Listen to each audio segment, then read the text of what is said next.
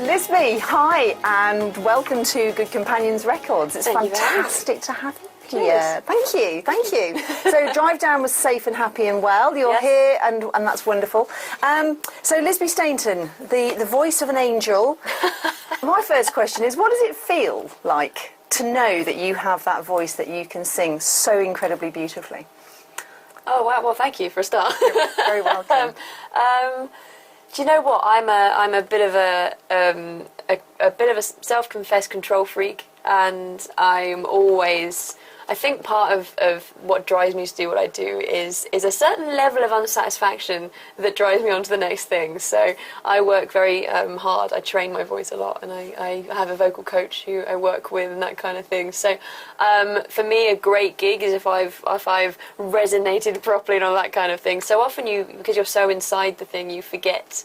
You know, that other people just want to hear how it sounds, and they're just going to go, that sounded nice. And I'm thinking, well, no, because I got that note. It was a little bit off. And the rest of us are going, oh, that was so lovely. Exactly. Thank you very much. No one cares about the little things. It's just, but no, it's as I get older and I keep doing this, I love singing, and it's something I've always loved to do. And so how old were you when you first knew that singing was the thing that you wanted to do? Were you a 2-year-old singer? Or I was, yeah. My mum likes to tell the story that I could sing before I could speak, so she always, and I used to, my gran I used to go and see my gran every summer when I was little, and she loves to tell the story where if I was tired, I would just sing myself to sleep in the car. But she'd know when I was about to go to sleep because I'd just repeat things over and over again. So yeah, no, I've always sung. My older sister sings as well. We used to sing together constantly, and we lived in the same country. And grew up singing duets and harmonising. I love harmonising. It's one of my favourite things to do. And obviously, as a front woman, you don't do that. But I do that in a different part of my job where I sing with a folk act. I play with Seth Lakeman. But it's one of my favourite things to do, singing generally. And I can understand all of that. And you threw a name in there, Seth Lakeman, who happens to be one of my idols. Not me, I'm not Seth. You've been around him, which is enough. Yeah. No, that's fantastic. That must be awesome to go on stage and sing with him as well, because the man's a genius, an absolute genius. So. Well, I mean, I have to say, when I first started working with him, I started off as a fan. I got given his album Kitty J when I was 17, and from that point onwards, that got me into folk. Yeah. And I discovered so many different artists because of him as well.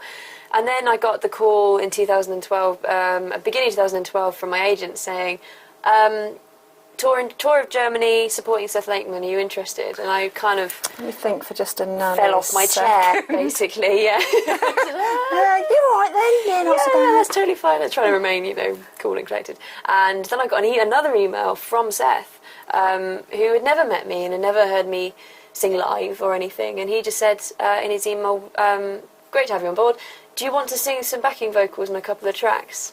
And the 17-year-old me inside myself was wetting herself with glee, I tell you. I was just totally over the moon, but trying to still act cool and professional at the same time. So I was like, yeah, no, I think I've got the time, yeah. Yeah, I knew the songs back to the front already, but yeah, I think I can probably learn them in time, yeah, no problem.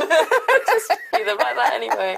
But got on stage with him on the tour, did a couple of songs, and for some reason, sometimes this just happens when you perform with someone, it just clicks. Lovely. And it works. And he felt it, the band felt it, everyone went, cool, this is cool.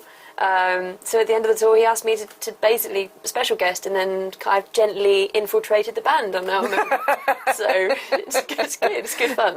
So is it soon going to be Seth Lakeman doing backing vocals for Lisbee Stainton? Is that the move we're going on? That's what I'm aiming for. Well, I think so. World domination. World domination is one step towards. Yeah. Lisbee, just moving on. If because there's obviously you have this fantastic voice. What would you do if you weren't singing?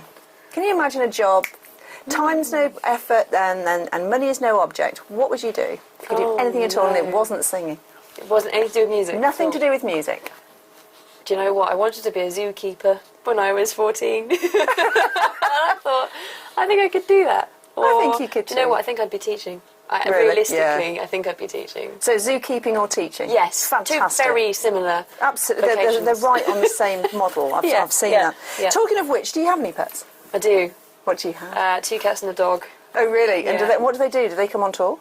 No, well, actually, one of the cats, they all live with my parents, but I grew up with them, so they're kind of my animals as well. So they're your friends at home, are they? Yes. Right. Yeah, That's a nice thing to have. Yeah. So, and talking of home, when you're not touring and you're not playing music and singing like an angel, what's your favourite thing to do? Do you know what? It's going to sound mundane, but I love burying myself in a good book. Honestly, I devour fiction. It's ridiculous how quickly I get through. Favourite books. author?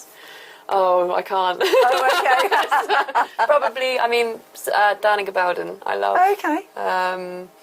Ben Elton's brilliant. Yeah. Yeah, there's a whole slew. And are you a one book per read, as it were, or do you have several books on the go at the same time? Oh no, I can't. I have to finish something. You've got to finish it. Something and then... must be finished before the next thing. Even if I hate it, I will finish it out of spite, just to finish it. I get that one. Yeah, I totally get that one. So I know that we're moving on, and I just wanted to ask you one sort of final question. If you're going off onto this desert island, you haven't got anything else you can take. You can take your guitar. Good. And you can take a series of 17 books. Right. What's the one other thing you're going to take with you? Oh, man. It's the thing that you go, I need that. Can it be food? Yes. When asked the same question, mine was Cristal champagne. So yes, Totally absolutely, fine. absolutely. I'd go for food. chocolate or whiskey, actually. Chocolate and whiskey. Yeah. Marvellous. Yeah. Well, on that note, I'm going to say I hope you have a very happy time with chocolate and whiskey. Thank you. Thank you very much for coming to Good Companions Records. Thank you for having me.